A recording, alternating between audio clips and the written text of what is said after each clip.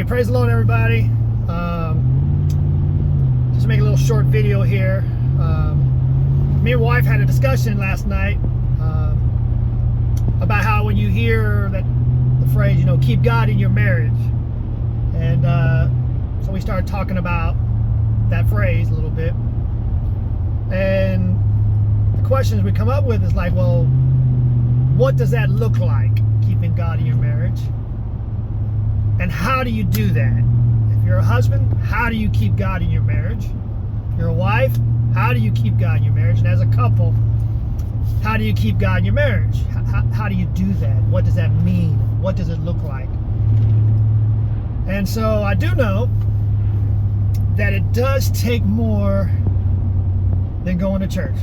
Been going to church for a long time, and I do know that going to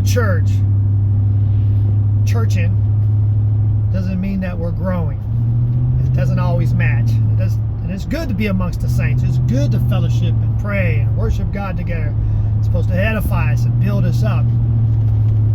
But I do know that we can kind of go to church as a routine, but spiritually in our lives, in our homes, in our marriages, in different areas, that we're not growing, we're not maturing, we're not. So I do know that it does take more than going to church to have God in your marriage. And I also do know that it takes more than having the Spirit of God. You can have the Spirit of God, but not be walking in it. You can have the Spirit of God and not be submitting to it. So those two things, I do know, doesn't automatically mean having God in your marriage. So this is kind of like a survey question. I wanted some other people's input.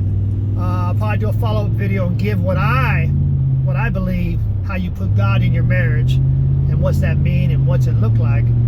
But I wanted to get some input from some other people. Look, I'm hoping some people comment. Hopefully it won't be, a skunk and nobody comment. But I'm